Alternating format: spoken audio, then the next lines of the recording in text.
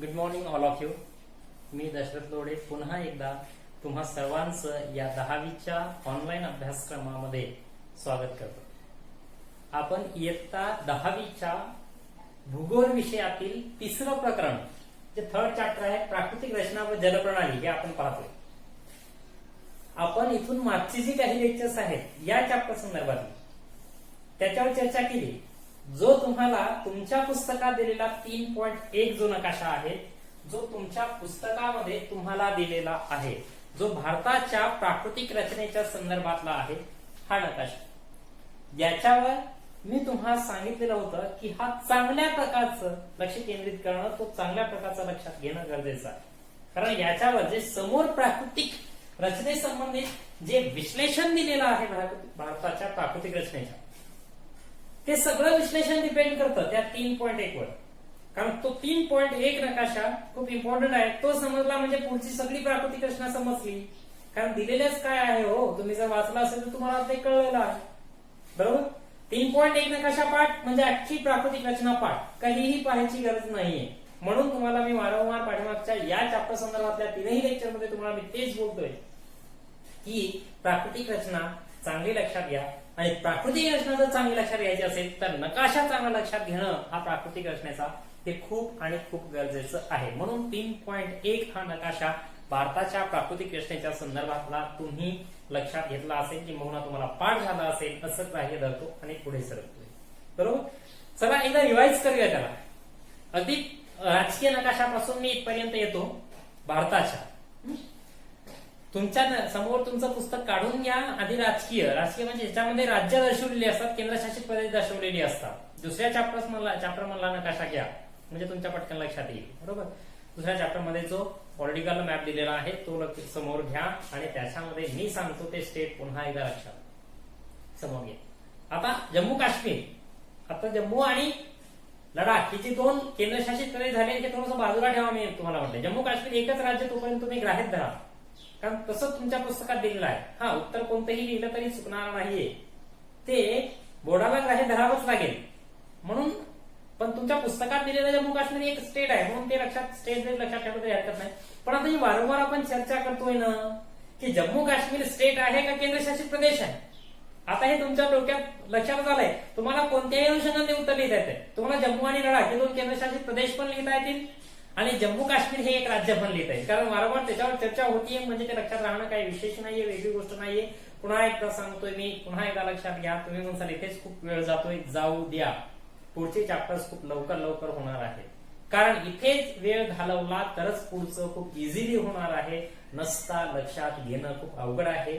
म्हणतोय आपण सोपे विषय पण इतकेही लक्षात ठेवणं सोपे नाहीयेत हे लक्षात घ्या. नाहीतर बघा ना इथून पाठीमागचे तुम्ही उदाहरणं बघा. इतिहासाला 40 पैकी 40 मार्क्स पडतात बऱ्याच जणांना. तेही लक्षात घेऊन पडत नाहीत ना पोपटपंची करून पडतात. कारण आम्हाला जी सवयच आहे पोपटपंचीची म्हणून इतिहास पण तेच करतात. इतिहासाच्या बाबतीमध्ये पण सगळं पोपटपंची करतात. पोपटपंची इतिहासाच्या बाबतीत केली नाही पाहिजे पण असो ती पोपटपंची करून का असे ना आउट ऑफ मार्क्स घेण्याचा प्रयत्न इतिहासात करू शकतात किंवा बरेच जण करतात. पण भूगोलाच्या बाबतीत तुम्ही पोपटपंची करूच शकत नाही कारण नाहीच ना. जो दिलेला क्रायटेरिया जो दिलेला तुम्हाला आता प्रश्नपत्रिकेचा प्रारूप आहे त्यानुसार जर विचार केला ती कृतीपत्रिका आहे हो कृती पुस्तिका आहे हो त्याच्यात तुम्ही पोपटपंची करून काहीच उरणार नाही. हातात काहीही लागणार नाही. तुम्हाला प्रॅक्टिकली नॉलेज असणं एक प्रकारचं गरजेचं आहे. तुम्हाला ती प्रत्यक्ष अवलोकन करता आलं पाहिजे एखाद्या गोष्टीचं. तुम्हाला तुलना करता आले पाहिजे. मुळातच अभ्यासक्रम तौलनिक स्वरूपाचा आहे म्हणून मी तुम्हाला सांगतोय. म्हणून इथं वेळ घालवतोय वारंवार सांगतोय म्हणून ते लक्षात घेणं खूप गरजेचं आहे. पॉलिटिकल नकाशा आहे तो लक्षात समोर घ्या भारताचा. पुन्हा एकदा सांगतो वर जम्मू काश्मीर आहे खाली आहे हिमाचल प्रदेश उजव्या बाजूला सरका उत्तराखंड असेल. थोडस आता खाली या उत्तराखंडच्या खाली या थोडस उजव्याकडच्या बाजूला तुम्हाला उत्तर प्रदेश लागेल. आता थोडस पश्चिमेकडे सरका तुम्हाला हरियाणा लागेल. थोडस पश्चिम म्हणजे डाव्या बाजूला सरका तुम्हाला पंजाब लागेल. आता पंजाब आणि हरियाणाच्या खाली या राजस्थान लागेल. राजस्थानच्या थोडस उजव्या बाजूला सरका तुम्हाला मध्य प्रदेश लागेल. आता पुन्हा राजस्थान मध्य प्रदेशातून डावीकडे सरका गुजरात लागेल. गुजरात आणि मध्य प्रदेशच्या खाली या महाराष्ट्र लागेल. आता महाराष्ट्राच्या खाली डाव्या कोपऱ्यामध्ये तुम्हाला छोटस गोवा लागेल. महाराष्ट्राच्या खाली डावीकडच्या अर्ध्या भागात महाराष्ट्राच्या खाली या कर्नाटक लागेल. कर्नाटकाच्या खालीचा एक उभी पट्टी लागेल केरळ. कर्नाटकाच्या खाली केरळ. केरळाच्या उजव्या बाजूला सरका तामिळनाडू लागेल. तामिळनाडूच्या उजव्या बाजूला सरका आंध्र प्रदेश लागेल. आंध्र प्रदेशच्या डोक्यावर महाराष्ट्राला लागून असेल तेलंगणा. तेलंगणातून पुन्हा तुम्ही महाराष्ट्रात आला. बरोबर, पुन्हा महाराष्ट्रात चालत चालत आला. म्हणजे तुम्ही चालताय, म्हणजे संपूर्ण भारतभर चालताय का? पाय दुखताय? दुखतीलच नाही. आपण फक्त नकाशावर चालतोय. प्रत्यक्ष तुम्हाला इतक्या लवकर थोडं भारत फिरणं होणार आहे. असो, महाराष्ट्रातून उजव्या बाजूला सरका छत्तीसगड आहे. छत्तीसगड मध्ये गेला तुम्ही. आता छत्तीसगड मधून थोडस उजव्या बाजूला आणि खालच्या साईडला सरका ओडिशामध्ये गेला तुम्ही. बरोबर, ओडिशातून थोडस डोक्यावर सरका तुम्ही झारखंड लागलं असेल. झारखंड मधून पुन्हा डोक्यावर सरका उत्तरेकडे सरका तुम्ही, तुम्हाला लागेल बिहार. आता पुन्हा झारखंडमध्ये या. झारखंड मधून पूर्वेकडे सरका, तुम्हाला लागेल पश्चिम बंगाल. आता पश्चिम बंगालच्या वर जा, डोक्यावर एक टोपीसारखा भाग दिसतो. गंगटोपी तुम्हाला पाठच झालेलं असेल, तिथं असणार आहे सिक्कीम. आता ईशान्येकडची राज्य मी तुम्हाला लक्षात कशी ठेवायची होती. मेघा तू माझ्या मनावर नाच हे एक वाक्य लक्षात ठेवा आणि त्याच्यावरून सगळी लक्षात ठेवा सांगितलं होतं. मेघालय, त्रिपुरा, मिझोरम, मणिपूर, नागालँड, अरुणाचल प्रदेश आणि या सगळ्यांच्या मध्यभागी असेल आसाम. ही झाली सगळी राज्य. आता केंद्रशासित प्रदेश. पुन्हा वर जा, उत्तरेकडे उत्तर प्रदेश सापडला. उत्तर प्रदेश आणि हरियाणा याच्या सीमेवर बघा दिल्ली आहे, नवी दिल्ली भारताची राजधानी.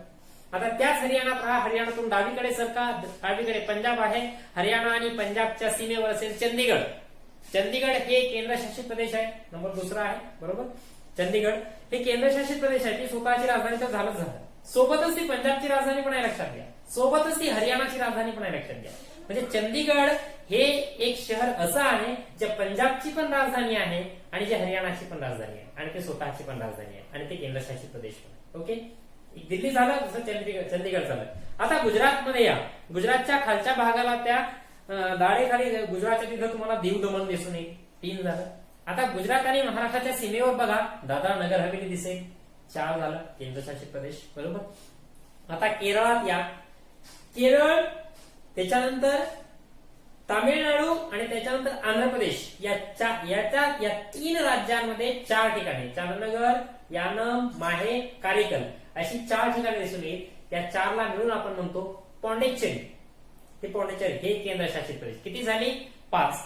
हे 4 ठिकाणचं मिळून एकच केंद्रशासित प्रदेश आहे, ज्याला पुदुच्चेरी आपण म्हणतो किंवा त्याला आपण पॉंडिचेरी पण म्हणतो. कोणतंही म्हणू शकतं, त्याला काहीही प्रॉब्लेम नाही. बरोबर. आता नेक्स्ट सर करा आपण पुढे 6 नंबरचं अरबी समुद्रातल्या बेटांकडे या. लक्षद्वीप बेटे. आता पुन्हा बंगालच्या उपसागरातील बेटांकडे सरका. अंदमान निकोबार बेटे. हे झाले 7 केंद्रशासित प्रदेश. हा झाला भारताचा राजकीय नकाशा. हा राजकीय नकाशा लक्षात आला की पुढे प्राकृतिक येतो. बरोबर. आता मी तुम्हाला काही प्राकृतिक घटक पुन्हा एकदा भारताच्या बाबतीतले रिवाइज करतोय नकाशावर. मी इथं ब्राझीलचा नकाशा काढून ठेवलाय. आपल्याला ब्राझील प्राकृतिककडे सरकायचं आहे, पण तत्पूर्वी आपण पुन्हा एकदा रिवाइज करतोय भारताच्या बाबतीत. कारण ब्राझीलची प्राकृतिक रचना ही नकाशामध्ये कमी प्रमाणात दिलेली आहे, पण भारताची प्राकृतिक रचना ही नकाशामध्ये जास्त प्रमाणात दिली. म्हणून लक्षात घ्या, खूप महत्वाचा भाग आहे. ज्या वेळेस तुम्हाला नकाशा भरा हा प्रश्न पडेल, तो जास्तीत जास्त डिपेंड करेल का फोकस करेल भारताच्या नकाशावर. भारताचं प्रमाण त्याच्यामध्ये येणारा जास्त असेल हे तुम्ही लक्षात ठेवायला हवं. बरोबर. म्हणून मी पण जास्त वेळ त्याला देतोय, त्याच्यावर जास्त फोकस करतोय की म्हणजे मी जास्त वेळ देईल तेव्हा तुम्ही जास्त द्याल ही अपेक्षा आहे, म्हणून वेळ घालवतोय. तो वायफट वेळ नाहीये हे पण लक्षात घेणं तेवढंच गरजेचं. असो, पुढे सरकूयात. आता मी प्राकृतिक घटना आता थोडस वेगाने हे सांगणार आहे तुम्हाला. तुम्ही 3.1 नकाशावर आता लक्ष केंद्रित करा. बरोबर. चला, वर होता हिमालय. हिमालयामध्ये आपण काराकोरम पर्वतरांग पाहिली, लडाख पाहिली, झास्कर पाहिली, पीर पंजाल पाहिली. तिकडे आपण काही हे पाहिलं, तिकडे उलर सरोवर पाहिलं आपण. तिथे आपण केटू शिखर सुद्धा पाहिलं. तिथं कामेट हे पण पाहिलं. नंदादेवी शिखर सुद्धा आपण पाहिलेलं आहे. तिकडे खाली राजस्थानचं वाळवंट आपण पाहिलं, ज्याला थरचे महावाळवंट पण म्हणतो. तिथे मारवाड पठार पाहिलेला आहे. तिथे अरवली पर्वतरांग पाहिलेली आहे. खाली मेवाड पठार होतं, त्याच्या खाली माळवा पठार होतं. त्याच्या पूर्वेकडे थोडस ईशान्येकडे म्हणावं लागेल बुंदेलखंड होतं. थोडस पुढे सरका विंध्याचल बागेलखंड आहे. थोडस पूर्वेकडे सरका तुम्हाला छोटा नागपूर पठार वगैरे पाहायला मिळेल. बरोबर. त्याच्यानंतर खाली आला तर तुम्हाला माळवाच्या नंतर विंध्य पर्वतरांग वगैरे पाहायला मिळेल. नर्मदा नदी पाहायला मिळेल. सातपुडा पर्वतरांग पाहायला मिळेल. सातपुडाला लागून पुढे महादेव आणि मैकल हे पण डोंगर किंवा पर्वतरांगा त्याला म्हणता येईल, हे सुद्धा पाहायला मिळेल. बरोबर. त्याच्यानंतर आता सातपुडाच्या नंतर जसं तुम्हाला मी एक वाक्य सांगितलं, अ मे मा वि न सा ता सा गोह भीम कृ तु का नि अका, याच्यानुसार लक्षात ठेवू शकता. त्या सातपुडा पर्वतरांगेच्या नंतर असेल तापी नदी असेल, तापीच्या नंतर पुन्हा सातमाळा अजिंठा असेल, सातमाळा अजिंठ्याच्या खाली गोदावरी असेल, त्याच्या खाली हरिश्चंद्र बालाघाट रांग असेल, त्याच्या खाली भीमा नदी असेल, त्याच्या खाली शंभू महादेव डोंगर असेल, त्याच्यानंतर कृष्णा नदी असेल, तू का नि का, त्याच्यानंतर तुंगभद्रा नदी असेल, त्याच्यानंतर कावेरी असेल, त्याच्यानंतर अरवली पर्वतरांग असेल, त्याच्या खाली दक्षिणेकडे आपण सरकतोय. अरवली पर्वताच्या नंतर तुम्हाला खाली कार्डेमम पर्वत वगैरे असेल, हे पाहिलं. अनेमले पर्वत, कार्डेमम पर्वत वगैरे दक्षिणेकडे पाहायला मिळतात. हे सगळं आपण पाहिलं होतं. त्याच्यानंतर पश्चिम घाट आपण पाहिला होता, जो अरबी समुद्राला लागून आहे. त्याच्यानंतर पूर्व घाट आपण पाहिला होता, जो बंगालच्या उपसागराला लागून आहे. पूर्व घाटातली मलयगिरी असेल, महेंद्रगिरी ही काही शिखरं पण आपण पाहिलेली होती. त्याच्यानंतर ईशान्येकडच्या राज्यांमध्ये जो पूर्वांचल येतो, हिमालयाचा जो पूर्वेकडचा भाग येतो, त्याच्यामधल्या काही टेकड्या जसं गारो, खासी, जैतिया, डाफला, लुशाई, नागा, मिझो यासारख्या काही टेकड्या, पतकोई, ह्या सगळ्या टेकड्या सुद्धा आपण काही त्याच्यामध्ये पाहिल्या होत्या. गुजरातमध्ये खालचा जे काठियावाडचा प्रदेश आहे तिथे गिरनार पर्वत पाहिला होता. गिरनार पर्वत जो काठियावाडचा प्रदेश जो वेगळा झालेला पाहायला मिळतो गुजरात पासून, तिथं आपण खंभातच्या आखात पाहिलं होतं. त्याच्यानंतर त्या काठियावाडच्या वरचा जो एक तुकडा दिसून येतो गुजरातचा, तिथं कच्छचे रण आहे. ते कच्छचे रण आणि काठियावाडच्या मध्ये जो पाण्याचा घुसलेला भाग आहे तिथे पण एक आखात आहे, त्याला कच्छचे आखात आपण म्हटलेलं होतं, ते सुद्धा आपण पाहिलं होतं. श्रीलंका आणि भारताच्या दरम्यान मानारचे आखात असेल, पालची सामुद्रधुनी असेल, ह्या पण काही कन्सेप्ट आपण पाहिलेल्या होत्या. बरोबर. इकडं अरबी समुद्रातली बेटे असतील, ज्याला आपण लक्षद्वीप बेटे म्हणतो, नमनदिवी, मिनिकॉय, लक्षद्वीप, अशा बेटांचा तो समूह आहे. त्या इकडे बंगालच्या उपसागरात अंदमान आणि निकोबार ही प्रमुख बेटे असलेली आपल्याला पाहायला मिळतात. विश्लेषणामध्ये ते आपण पाहणारच आहोत. भारताच्या मध्यभागातून कर्कवृत्त गेलेलं दिसून येतं, जे कर्कवृत्त भारताच्या हवामानावर परिणाम करणारा एक महत्वाचा घटक आहे हे आपल्याला पाहायला मिळतं. त्या कर्कवृत्ताच्या खालचा दक्षिणेकडचा जो भाग आहे तो उष्ण कटिबंधात येतोय, तर उत्तरेकडचा जो भाग आहे तो उपोष्ण कटिबंधात किंवा समशीतोष्ण कटिबंधामध्ये येतोय. पण जनरली तरी सुद्धा भारताचं वर्णन हे उष्ण कटिबंधातच केल्या जात आहे. या अशा प्रकारची चर्चा आपण केलेली होती. आता जास्त तर गरज नाहीये. त्याच्याशिवाय चिल्का सरोवर असेल किंवा उलड सरोवर असेल, पुलिकत सरोवर वगैरे असेल, याची सांबर सरोवर असेल, याची पण चर्चा आपण त्याच्यामध्ये केल्या होत्या. खूप साऱ्या गोष्टी आहेत प्राकृतिक, पण ढोबळमानाने त्या पुन्हा एकदा मी तुमच्या समोर ठेवतोय, म्हणजे तुम्हाला लक्षात घ्यायला सोपं होईल. बरोबर. इथपर्यंत आपण आलो होतो. त्याच्यानंतर भारताच्या प्राकृतिक रचनेच्या संदर्भात 3.1 या नकाशावर आधारित महासमोर पुस्तकाने काही प्रश्न ठेवले होते. त्या प्रश्नाची सोडवणूक पण आपण केलेली आहे. आता आपण त्याच्या पुढे सरकतोय, म्हणजेच आपण ब्राझीलकडे सरकतोय. ब्राझीलची प्राकृतिक रचना आपण पाहतोय, पण ब्राझीलची प्राकृतिक रचना ही विश्लेषणात्मक पद्धतीने पाहण्याच्या अगोदर आपण डायरेक्टली विश्लेषण पाहत नाही. ती पाहण्याच्या अगोदर आपण कुठे सरकतोय, आपण हा जो आहे 3.2 नकाशा तुमच्या पुस्तकामध्ये दिलेला, हा ब्राझीलचा नकाशा आहे. या ब्राझीलच्या नकाशामध्ये ब्राझीलची काही प्राकृतिक घटक दर्शवलेले आहेत, खूप कमी प्रमाणात दर्शवलेले आहेत. तिकडे आपण फोकस करूया. पण ते तेव्हा समजतील जेव्हा तुम्ही ब्राझीलचाही जो राजकीय नकाशा आहे तो तुम्ही लक्षात घ्या. तो दुसऱ्या चॅप्टर मध्ये आपण पाहिला होता. कारण भारताचे स्टेट म्हणजे भारताची राज्य आणि केंद्रशासित प्रदेश पाठ झाले म्हणजे झाला नाहीये, कारण आपण फक्त आणि फक्त भारताचा अभ्यास करतोय का? नाही ना. आपण भारताबरोबरच ब्राझीलचा सुद्धा अभ्यास करतोय. म्हणून ब्राझीलचा सुद्धा आपण नकाशा लक्षात घेणं, ब्राझीलमधील सगळी स्टेट असेल किंवा तिथलचा एखादा ऍडमिनिस्ट्रेटिव्ह डिस्ट्रिक्ट असेल, जसं ब्राझिलिया आहे, हे प्रशासकीय जिल्हा त्याला आपण म्हणतो, तो पण लक्षात घेणं गरजेचं आहे. बरोबर. आणि 26 घटक राज्य जे आहेत ती घटक राज्य पण लक्षात, ती तुम्हाला सांगितली होती मी. सेकंड चॅप्टर जो आहे, दुसरा चॅप्टर स्थान विस्तार, याच्यामध्येच तुम्हाला ते सगळे लहर म्हणून सांगितलेलं होतं. ते झाली असतील अशी अपेक्षा, पण पुन्हा एकदा आपण रिवाइज करूया. बरोबर. इकडचा जो भाग आहे ब्राझीलचा, हा ब्राझीलचा नकाशा आहे, थोडक्यात समजून घेण्याचा प्रयत्न करायचा आहे. बरोबर.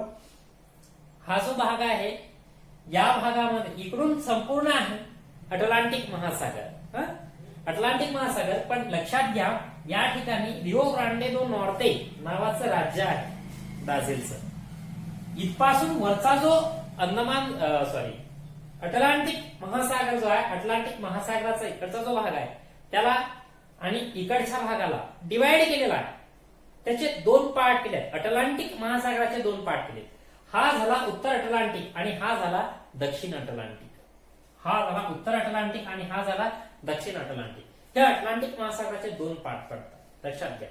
आता हा ब्राझील आहे म्हणून ब्राझीलच्या इकडे असेल उत्तर अटलांटिक, इकडे असेल दक्षिण अटलांटिक. म्हणजे पूर्वेकडून जर काय आहे ब्राझीलच्या असा प्रश्न विचारत असेल तर तुम्ही सरळ सरळ काय लिहू शकता, अटलांटिक महासागर इतकंच लिहू शकता. उगाच उत्तर अटलांटिक दक्षिण अटलांटिक लिहायची खरं तर गरज नाहीये, कारण उत्तर अटलांटिक आणि दक्षिण अटलांटिक हे अटलांटिक महासागराचे दोन पार्ट केले आहेत. त्याला डिवाइड करण्याचा प्रयत्न केला गेलेला आहे, बरोबर. म्हणून तसं फोड न सांगता जर प्रश्न कसा पडत असेल, ब्राझीलच्या पूर्वेकडून काय आहे असा पडत असेल तर तुम्ही डायरेक्टली अटलांटिक महासागर असं बिनधास्त लिहू शकता, काही अडचण. ओके, असो. पण आता जनरली एवढी चर्चा झाल्यावर तुम्हाला उत्तर अटलांटिक दक्षिण अटलांटिक हे पण लक्षात राहतच हो. त्यामुळे नवल काही नाही किंवा वेगळं काही नाहीये.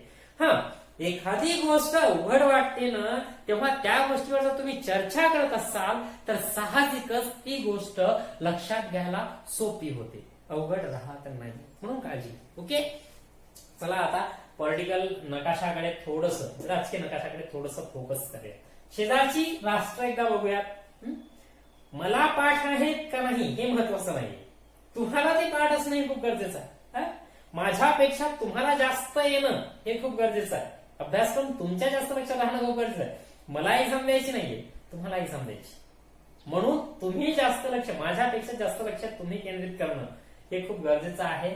आता इकडे असेल फ्रेंच गियाना राज्य आहे, राष्ट्र आहे, देश आहे. शेजारची राष्ट्र आपण बघूयात, देश बघूयात. इकडून झाला दक्षिण अटलांटिक, इकडून झाला उत्तर अटलांटिक. तर फ्रेंच गियाना, इथं सुरिनाम, इथे गियाना, इथे व्हेनेझुएला, कोलंबिया, पेरू, बोलिव्हिया, अर्जेंटिना, पॅराग्वे आणि उरुग्वे. 10 राष्ट्र शेजारी. पुन्हा सांगतो, लक्षात घ्या काय आहे. फ्रेंच गियाना, सुरिनाम, गियाना, व्हेनेझुएला, कोलंबिया, पेरू, बोलिव्हिया, अर्जेंटिना, पॅराग्वे, उरुग्वे. बरोबर, ही झाली सगळी शेजारची राष्ट्र. आणि इकडून सांगायचं असेल दक्षिण अटलांटिक, उत्तर अटलांटिक झालं. शेजारचं सगळं झालं. जसं भारताच्या शेजारची पण मी तुम्हाला सांगितली होती. पाकिस्तान, अफगाणिस्तान, चीन, नेपाळ, भूटान, म्यानमार, बांगलादेश, श्रीलंका, इंडोनेशिया, मालदीव, हे सगळे. आणि अरबी समुद्र, बंगालचा उपसागर, हिंदी महासागर, हे सगळं भारताच्या शेजारचं होतं. तसं ब्राझीलच्या शेजारचं. थर्ड टाइम रिवाइज करतोय. फ्रेंच गियाना, सुरिनाम, गियाना, व्हेनेझुएला, कोलंबिया, पेरू, बोलिव्हिया, अर्जेंटिना, पॅराग्वे, उरुग्वे. आता तर मला वाटतं तुम्हाला लर्नच झाला असेल, ते पाठच झाला असेल. फायदाच हो. जर 3 वेळा आपण इतक्या 1-2 मिनिटाच्या आत जर 3 वेळा रिवाइज करतोय तर ते तुम्हाला 90% लक्षात राहणं हे खूप गरजेचं आहे. अहो, तुम्हाला लक्षात राहत नसेल, पॉज करा व्हिडिओला, पॉज करून तुम्ही बघा. तुमच्या पुस्तकात कोरा नकाशा समोर घ्या, त्या कोऱ्या नकाशावर पेन्सिलने लिहा. पुन्हा अहो, 1 रुपयात 1 कोरा नकाशा मिळतो, तो आणा. तो बुक स्टॉल वरून भारत आणि ब्राझीलचे कोरे नकाशे आणा, पेन्सिलने लिहा, त्याच्यावर दर्शवा बिनधास. काही चुका असतील विचारा, कॉल करा, पण नकाशावर फोकस करा. कारण लक्षात घ्या 8 मार्क आहे. नकाशाचे 8 मार्क गेले तर 32 पैकी मार्क पडतील. कितीही घ्या, कितीही धडपड करा, 32 पैकी मार्क घेण्याचा 40 पडणार नाही. 32 पैकी 40 कसे पडतील. म्हणून नकाशावर लक्ष केंद्रित करणं हे गरजेचं आहेच आहे. 8 मार्कांचा नकाशा आहे, एवढं सोपं नाही. म्हणून मी पण वेळ घालवतोय त्याच्यावर. त्याला घालवतोय म्हणावं लागत नाही खरं तर. मी वेळ तिथे इन्व्हेस्ट करतोय, बरोबर. तो इन्व्हेस्ट करतो, त्यातून प्रॉफिट मला मिळालं पाहिजे. मला मिळालं पाहिजे ना, नाही तुम्हाला मिळालं पाहिजे, तुम्हाला लिहायचं. म्हणून असो. आता याच्यात 26 घटक राज्य आहे आणि 1 आहे प्रशासकीय जिल्हा. भारतासारखे केंद्रशासित प्रदेश तिकडे नाहीये. बरोबर. इकडे मिनास जिराईसच्या मध्ये वगैरे घुसला तुम्हाला इकडे मला ब्राझिलिया हा जिल्हा तुम्हाला पाहायला मिळतोय. बरोबर. जो स्थान विस्तार चॅप्टर आहे, या स्थान विस्तार चॅप्टर मध्ये दिलेला हा जो नकाशा आहे 2.2, या 2.2 वर तुम्ही लक्षात घ्यायला हवं, इथे हा पॉलिटिकल नकाशा दिलेला आहे. त्या पॉलिटिकल नकाशा बघा, मिनास जिराईस आणि गोइयास या दोनच्या सीमेवर इथं ब्राझील आहे. ब्राझिलिया हे ब्राझीलची राजधानी आहे. ब्राझिलिया ही ब्राझीलची राजधानी आहे, लक्षात घ्यायचं. तर ती ब्राझीलची राजधानी एक प्रशासकीय जिल्हा म्हणून ओळखला जाते. म्हणजे ते इथे मिनास जिराईस मध्ये दिसतं, कधी कधी आपल्याला गोइयास मध्ये दिसतं. पण ब्राझिलिया हे शहर ना मिनास जिराईस मध्ये आहे ना गोइयास मध्ये आहे. तो एक स्वतंत्र प्रशासकीय जिल्हा म्हणून ओळखला जातो. तो एक प्रशासकीय जिल्हा आहे. त्याच्याशिवाय 26 घटक राज्य तुम्हाला पाहायला मिळतात. इकडे असेल अमापा, पारा असेल, त्याच्यानंतर रोराइमा असेल, अमेझोनस असेल, आक्रे असेल, इकडे रोंडोनिया आहे, इकडे माटो ग्रासो आहे, माटो ग्रासो दो सुल आहे, इकडे रिओ ग्रांडे दो नॉर्ते आहे, इकडे रिओ ग्रांडे दो सुल आहे, इथे माटो ग्रासो दो सुल. त्याच्यानंतर सांता कॅटरीना तुम्हाला पाहायला मिळेल. त्याच्यानंतर अमापा पाहायला मिळेल, साओ पावलो पाराना पाहायला मिळेल, साओ पावलो पाहायला मिळेल इकडे. त्याच्यानंतर मिनास जिराईस पाहायला मिळेल, गोइयास पाहायला मिळेल, इकडे टोकॅन्टिन्स तुम्हाला पाहायला मिळेल. बघा, आपण हे इकडे शब्द जर तुमच्या लक्षात राहत नसेल तर इकडे महारानाओ असेल, इकडे पियावी असेल, इकडे सियारा असेल, इकडे रिओ ग्रांडे दो नॉर्ते आता सांगितलेलं, पेर्नाम्बिको, पराइबा, अलाग्वा, सेर्गिपे, बाहिया, एस्पिरितो सांतो, त्याच्यानंतर रिओ दी जनेरियो. बरोबर. ही सगळी बघा, पुन्हा लक्षात घ्या, इथे हा जो नकाशा दिलेला आहे 26 घटक राज्य दिलेली आहेत. अमापा, पारा, Roraima, Amazonas, Acre, Rondonia, Mato Grosso do सुल, Sao Paulo, Parana, Santa Katrina, त्याच्यानंतर रिओ ग्रांडे दो सुल, इकडे मिनास जिराईस, गोइयास, टोकॅन्टिन्स, इकडे टोकॅन्टिन्स आणि गोइयास आणि ब्राझिलिया. गोइयास आणि मिनास जिराईसच्या मध्ये इथं तुम्हाला सांगितलं ब्राझिलिया. आता मिनास जिराईस कडून गोइयास कडून टोकॅन्टिन्स इकडे जायचं, त्याच्यानंतर मारानाओ वगैरे जायचं, पियावी जायचं, सियारा जायचं, रिओ ग्रांडे दो नॉर्ते जायचं, पेर्नाम्बिको, अलाग्वा, सेर्गिपो, पराइबा, बाहिया, एस्पिरितो सांतो आणि रिओ दी जनेरियो. झालं 2 वेळेस. तुम्ही पाठ केलेला आहे. मी सेकंड चॅप्टर मध्ये तुम्हाला सांगितलं की तुम्ही एक पाठ करायचा आहे. मी पाठ केलेलं असेल असं दाह्य धरतोय. पुढे सरकू आपण. आता ही झाली सगळी. पुढे कसं सरकूया, मी तुम्हाला पुस्तकात पुन्हा एकदा ही दाखवतोय. तुम्ही पाठ केले आहे. हे बघा, इथे दिसतंय तुम्हाला अमापा आत्ता सांगितलं होतं तुम्हाला. खाली Para, Roraima, Amazonas, Acre, Rondonia, Mato Grosso do Sul, इकडे Sao Paulo, Parana, Santa Catarina, Rio Grande do Sul, Rio de Janeiro, Espirito Santo, Minas Gerais, Goias, दोघांच्या मध्ये Brasilia, Tocantins, Maranhao, Ceara, Piaui, Rio Grande do Norte, Paraiba, Pernambuco, Alagoas, Sergipe, Bahia. आणि मी शेजारची सांगितली होती बघा, French गियाना, Suriname, गियाना, व्हेनेझुएला, कोलंबिया, पेरू दोनदा दाखवतंय, पण 2 देश नाही, पेरू एकच असणार आहे, लक्षात घ्या. माणसांची नाव 2 असतात, देशाची नाव, एका देशाची नाव 2 आहेत ना सर. भारत, इंडिया, हिंदुस्थान असं आहे, बरोबर, पण एकच देश आहे. तसा पेरू एकच देश आहे. बोलिव्हिया का भारत 2 आहेत का? तसे पेरू 2 होतील का? नाही होणार. पेरूच्या नंतर बोलिव्हिया, पॅराग्वे, अर्जेंटिना आणि उरुग्वे. ही झाली सगळी शेजारची. इकडे बघा, दक्षिण अटलांटिक महासागर, इकडे उत्तर अटलांटिक महासागर. बरोबर. हा झाला ब्राझीलचा राजकीय नकाशा. ब्राझीलचा हा राजकीय नकाशा जर तुम्हाला समजला तर तुम्हाला प्राकृतिक नकाशा समजायला होतो. हा झाला 3.2 वाला प्राकृतिक नकाशा. हा प्राकृतिक नकाशा साहजिकच या 3.1 च्या भारताच्या नकाशापेक्षा तुम्हाला लक्षात ठेवायला सोपा आहे, कारण याच्यामध्ये प्राकृतिक घटक खूपच कमी प्रमाणात दिलेले आहेत. म्हणून जास्त काळजी करण्याची गरज नाही, हे लक्षात घ्यायला हवं. चला काही महत्वाची पाहूयात. आता इकडे व्हेनेझुएला आहे देश आणि इकडे आहे रोरायमा. व्हेनेझुएला देश आणि रोरायमा राज्य, बरोबर, या दोघांच्या सीमेवर एक शिखर आहे ते पिको दी नेब्लिना असं त्याला म्हटलं जातं. पिको दी नेब्लिना, पिको दी फॉल नका म्हणून, पिको दी नेब्लिना आहे. 3014 त्याची उंची दर्शवलेली आहे. लक्षात घ्या, उंची नेहमी मीटर मध्ये दर्शवतात, प्राकृतिक घटनेच्या संबंधात. तुम्ही म्हणसाल उंची सेंटीमीटर मध्ये पण किलोमीटर मध्ये पण नाही. सेंटीमीटर मध्ये मोजू शकतो, एखाद्या वस्तूची मोजायची असेल तर, माणसाची मोजायची असेल तर सेंटीमीटर मध्ये मोजू शकतो. प्रदेशाची मॅक्झिमम ही मीटर मध्येच हे होते, मोजल्या जात असते. म्हणून एखाद्या शिखराची उंची तुम्ही ज्या वेळेस लिहित असता, तुम्हाला केटू लिहायचं असेल, तुम्हाला कळसुबाई लिहायचं असेल, नंदादेवी लिहायचं असेल, कामेट लिहायचं असेल, पिको दी नेब्लिना लिहायचं असेल, एखादं वगैरे वगैरे लिहायचं असेल, उंची दर्शव किंबहुना एखाद्या प्रदेशाची पण उंची दर्शवायची असेल तर ती तुम्हाला मीटर मध्येच दर्शवावी लागत असते. हे लक्षात ठेवणं गरजेचं, कारण ती मीटर मध्येच देत असतात आणि ती उंची समुद्र सपाटीपासून मोजतात वगैरे, त्या दिवशी मी तुम्हाला बोललेलो होतो. तर इथे रोराईमा राज्य आहे, कशाचं? ब्राझीलचं राज्य आहे रोराईमा. आणि एकूण देश आहे कोणता? व्हेनेझुएला.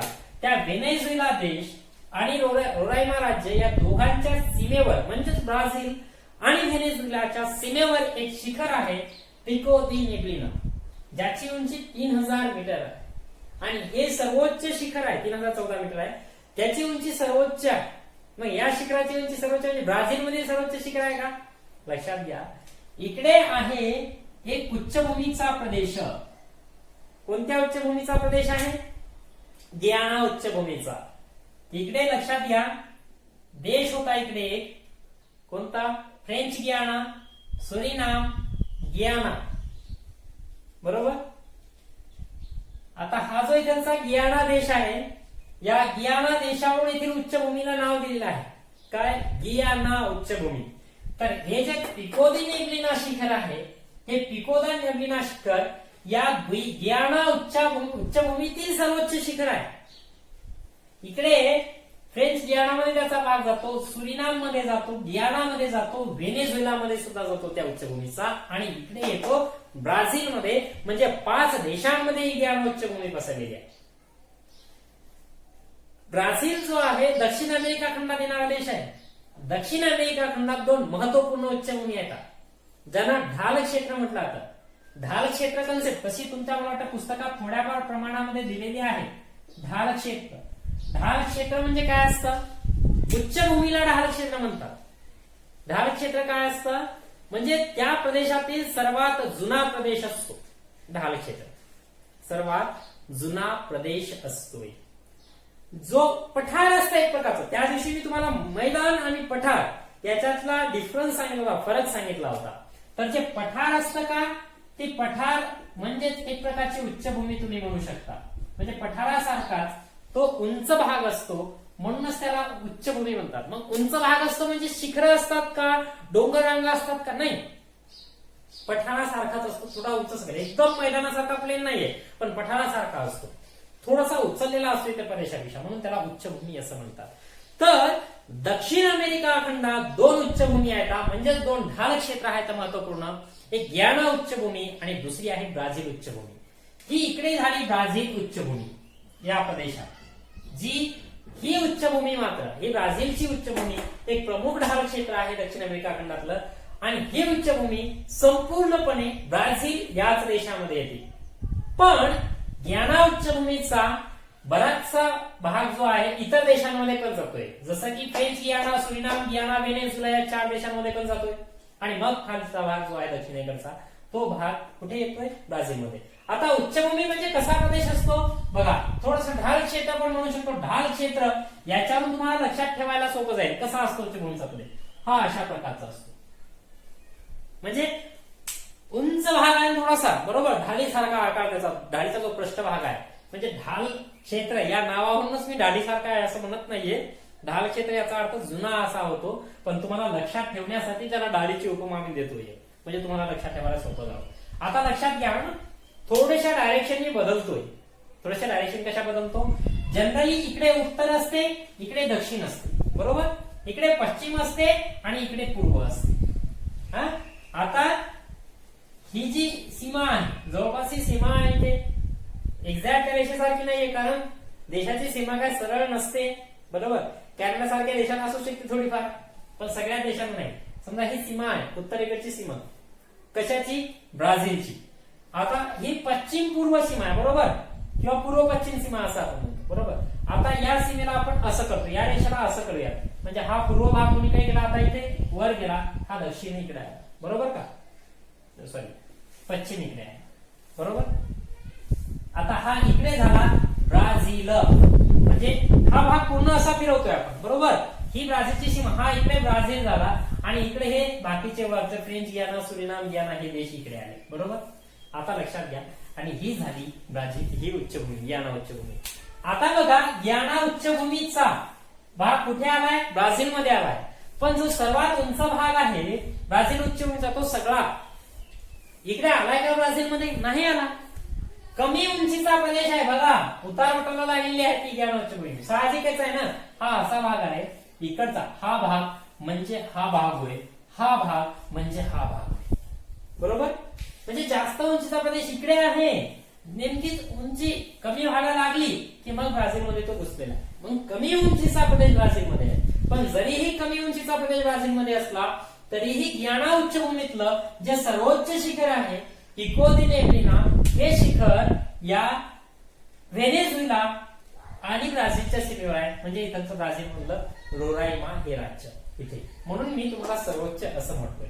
गियाना उच्चभूमीमधील सर्वोच्च शिखर म्हटलं मी तुम्हाला, ब्राझील मधलं सर्वोच्च शिखर नाही. जसं भारतातलं सर्वोच्च K2, म्हणजे ब्राझील मधलं असेल नसेल त्याच्याशी आपल्याला चर्चा करायची नाहीये, पण जनरली इथे महत्वपूर्ण मुद्दा आहे की गियाना उच्चभूमीतलं सर्वोच्च शिखर पिको दी नेब्लिना हे कुठे आहे? इथे आहे, व्हेनेझुएला आणि रोराइमाच्या सीमेवर. रोराइमा याला एखादा देश कन्सिडर करू नका, रोराइमा हे राज्य आहे ब्राझील मधलं, हे लक्षात घ्यायला हवे. ओके, ही झाली गियाना उच्चभूमी इकडची, बरोबर.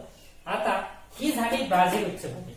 बघा, तुमच्या नकाशात तुम्हाला दिसून येतं, या नकाशात जी सूची आहे ती सूची तुम्ही आधी पाहणं खूप गरजेचे आहे. ती सूची पाहिली की तुमच्या लक्षात येते. ओके, की तुम्ही जसं ग्रीन कडे जासाल किंवा जसं रेड कडे जासाल, ग्रीन कडून रेड कडे जसं जसं जासाल तशी तशी उंची ही वाढत जाते. जेवढं ग्रीनवर आला तेवढी उंची कमी होते. जेवढं तुम्ही ग्रीन कडे आलात प्रदेशाची उंची कमी व्हायली असा अर्थ, बरोबर. म्हणून जी बाजूला तुम्हाला जी सूची दिली आहे त्या सूचीमधून तुम्हाला लक्षात येते, बरोबर. चल आता पुढे सरको. मग इथलचा जो भाग आहे तुम्हाला ग्रीन दिसत नाही ब्राझील उच्चभूमीचा, कसं काय दिसेल? ब्राझील उच्चभूमी कुठे सखल असते का? कमी उंचीची असते का? नाही ना, कसा उंच प्रदेश 18 असतो हो, डोंगराळ प्रदेश नाही हो, टेकड्या नाही येत हो, पर्वतरांगा नाही येत हो, पण उंच सखल प्रदेश असून थोडासा उठावदार प्रदेश असतो, थोडासा खालून त्याला जे प्रेशर मिळालेलं असतं या अंतर्गत भूहालचालींचं, जमिनी अंतर्गत भूहालचालींचा, त्याच्यामुळे तो भाग उचललेला असतो, बरोबर. म्हणून हा भाग इथे उचललेला आहे. ही झाली ब्राझील उच्चभूमी. आता ब्राझील उच्चभूमी जी आहे ही त्याच्या या सीमेवरच्या भागात इथे आहे अजस्र कडा. काय आहे तिकडे? अजस्र कडा आहे. लक्षात घ्या, कडा म्हणजे एक छोटीशी पर्वतरांग नाही असं म्हणूया. भारताच्या नंतर पश्चिम किनारपट्टीकडे पश्चिम घाट, तसा इथे आहे अजस्र कडा, बरोबर. हा इकडे आहे, याला म्हणतात पूर्व किनारपट्टी, याला म्हणतात उत्तर किनारपट्टी. आता लक्षात घ्या, उत्तर अटलांटिक महासागर लागून उत्तर किनारपट्टीचा प्रदेश आहे, बरोबर. तसा दक्षिण अटलांटिकला दक्षिण किनारपट्टी म्हटल्या गेलेला नाहीये तिथे, तिथे याला पूर्व किनारपट्टी पण म्हटल्या गेलेला आहे. लक्षात घ्या, अजस्र कड्याच्या इकडे आहे पूर्व किनारपट्टी. ओके, हा अजस्र कडा. आता इथे पण काही प्रदेश दाखवला तुम्हाला असा डायरेक्शन मध्ये, जो दलदलीचा प्रदेश आहे ते, बरोबर. माटो ग्रासो दो सुल या राज्यांमध्ये किंवा इकडचं बोलिव्हिया वगैरे राज्य असेल किंवा अर्जेंटिना वगैरे असेल या देश असेल, इकडे पण थोडासा बाहेर देशाच्या बाहेर पण गेलेला प्रदेश आहे. इथे आहे पॅन्टनाल प्रदेश. काय आहे? पॅन्टनाल प्रदेश. पॅन्टनाल प्रदेश कसा आहे? दलदलीचा प्रदेश आहे. दलदल आहे. दलदल म्हणजे चिखलासारखा भाग असतो, पांढरा जमीन असते, जास्त पाणी असतं त्या जमिनीत, गाळाची जमीन असते आणि माणूस फसतो सोप्या भाषेत इथे लगेच गेला. ओके, अशी पांढरा जमीन तर दलदलीचा प्रदेश आहे. बरोबर. हा जो प्रदेश आहे जवळपास हा सगळ्यात या पट्ट्यात पृथ्वीच्या या पट्ट्यात येणारा म्हणजे उष्णकटिबंधात येणारा भाग आहे. बरोबर. कारण इथून ब्राझीलच्या इथून जाते मकर वृत्त. काय जात आहे? मकर वृत्त. लक्षात घ्या.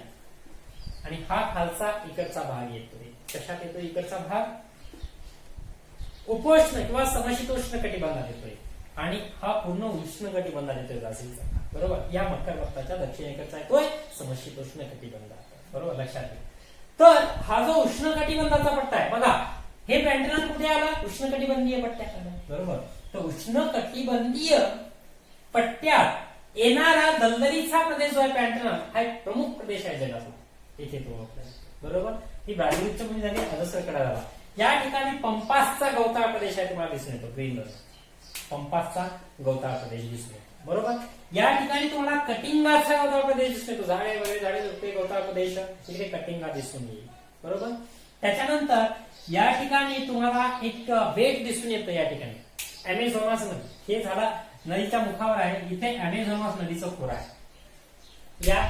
अमेझॉन नदीचा, अमेझॉन नदीच्या हे जे खोरा आहे इथून जी नदी चालली अशी त्या नदीच्या मुखाजवळ एक बेट आहे. कोणतं बेट आहे? महाराजा बेट.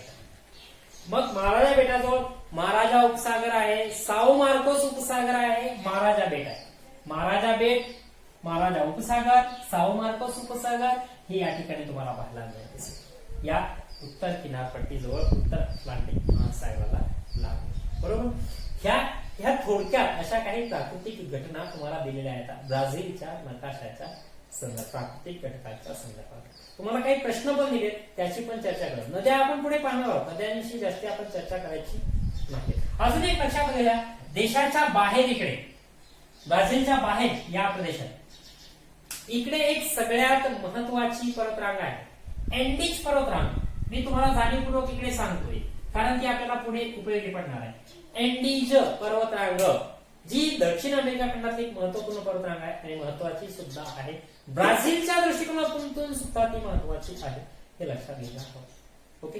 इथे एक लक्षात घ्या, इथे एक पुळण आहे जे जगातलं सर्वात लांबीचं पुळण म्हणून ओळखलं जातं. कॅसिनो पुळण किंवा त्याला कॅसिनो बीच असं आपण म्हणतो. बरोबर. आता आपण थोडस जे प्रश्न दिले तर त्या प्रश्नांविषयी चर्चा करूया. इकडे तुम्हाला ब्राझीलच्या नकाशावर आधारित प्रश्न दिले तर अमेझॉन नदीच्या खोऱ्याच्या उंचीची कक्षा सांगा म्हणते. हे अमेझॉन नदीचं खोरा आहे. बरोबर. त्याच्या उंचीची कक्षा सांगायची म्हणजे मिनिमम टू मॅक्झिमम. इथे पाहिलं की तुम्हाला लक्षात येईल की 0 ते 200 मीटर ही त्याच्या उंचीची कक्षा असेल अमेझॉन नदीच्या. बरोबर. दुसरा प्रश्न, अमेझॉनचे खोरे कोणत्या दोन उच्चभूमींच्या दरम्यान आहे? अमेझॉनचं खोरं इकडे गियाना उच्चभूमी, ब्राझील उच्चभूमी याच्यामध्ये हे अमेझॉन नदीचं खोरं आहे. नदीचं खोरं म्हणजे काय? खोरं म्हणजे त्याच्या नदीच्या आजूबाजूचा सगळा प्रदेश, किंवा जिथून जिथून नदीला पाणी वाहून येतं, एखाद्या नदीला जिथून जिथून पाणी वाहून येतं तो प्रदेश म्हणजे त्या नदीचं खोरं होऊ शकतो. बरोबर. म्हणून साहजिकच इथूनचं सगळं पाणी इथूनचं सगळं पाणी अमेझॉनला येतं. म्हणून गियाना उच्चभूमी आणि ब्राझील उच्चभूमीच्या दरम्यान आहे अमेझॉन नदीचं. नेक्स्ट पुढे सरकूया आपण. 500 ते 1000 मीटर उंची असलेल्या प्रदेशाचे निरीक्षण करा.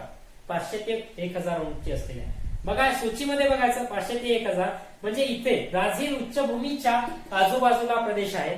मग पुढे काय म्हणते? पिवळ्या रंगाने दाखवलेल्या या भूमीच्या विस्ताराचे दिशांच्या संदर्भात वर्णन करा. ब्राझीलच्या दक्षिण पूर्व भागामध्ये येतो उंच सखल प्रदेश असलेला पाहायला मिळतो. सपाट नाहीये, उंच सखल आहे. काही ठिकाणी उंच आहे, काही ठिकाणी खोल आहे. अशा प्रकारचा असमान प्रदेश पाहायला मिळतोय. बरोबर. तो ब्राझील उच्चभूमीचा आहे असं सांगता येईल. पिवळ्या रंगाने विखुरलेले भाग काय दर्शवतात? हे इथलेच भाग ब्राझील उच्चभूमी मधलेच पिवळ्या रंगाने दर्शवलेले भाग काय दर्शवतात? प्रदेशाचा उंच सखलपणा दर्शवतात. कमी अधिक उंची दर्शवतात असं म्हणावं लागेल. अमेझॉनच्या खोऱ्याशिवाय इतरत्र 200 मीटर पेक्षा कमी उंची असलेले भूप्रदेश कुठे आहे? इकडे आहे बघा, इथे आहे. पॅराग्वे, पॅराना, उरुग्वे ह्या 3 नद्या. इकडे नदी पण पाहायला मिळेल साओ फ्रान्सिस्को नदी, उत्तर किनारपट्टीचा पूर्व किनारपट्टीचा भाग इकडे सुद्धा. त्याच्यानंतर 200 ते 500 मीटर उंची असलेल्या व ज्यातून अमेझॉनच्या अनेक उपनद्या वाहत आहेत अशा पठारी भागाचे वर्णन कोणत्या शब्दात करा? 200 ते 500 बरोबर. 200 ते 500 हा प्रदेश, हा इथलचा. आपल्या शब्दात वर्णन करायचं. ज्यावेळेस एक्सप्लेनेशन येईल त्या एक्सप्लेनेशन मध्ये तुम्हाला तर बरंचसं काय कळणार आहे. पण ब्राझील उच्चभूमीचा तो उत्तरेकडचा भाग येतो, ज्याचा उतार हा उत्तरेकडेच असला पाहायला मिळतो, ज्याच्यामुळेच या प्रदेशात उगम पडणाऱ्या नद्या सगळ्या अमेझॉनला जाऊन मिळतात. म्हणून अमेझॉन नदीला होणारा पाणी पुरवठा हा याच प्रदेशातून, ज्याची उंची 500 ते 1000 मीटर आहे बरोबर, त्या प्रदेशातून पाणी पुरवठा अमेझॉन नदीला होताना पाहायला मिळतो. असं आपल्याला एक्सप्लेनेशन येत आहे. ते मोहना त्यावेळेला आपण एक्सप्लेनेशन पाहणार आहे. इथं चांगल्या प्रकारचं तुम्हाला ओके लक्षात येत आहे. ही झाली ब्राझीलची प्राकृतिक रचना, जी आपल्याला कमी स्वरूपात येते, पण तरी सुद्धा आपण त्याच्यावर एक लेक्चर खर्च करत आहोत बरोबर. खर्च नाहीये खरं तर ते गुंतवणुकीचं म्हणावं लागेल, तर तेव्हाच तुम्हाला पुढचं एक्सप्लेनेशन करणार आहे. तर आपण नेक्स्ट लेक्चरला आता तुमच्या पुस्तकानुसार भारताची प्राकृतिक रचना ही विश्लेषणात्मक पद्धतीने पाहूया. तोपर्यंत ती तुम्ही चांगल्या पद्धतीने अभ्यासून घ्यायची आहे. तोपर्यंत थांबूया. धन्यवाद.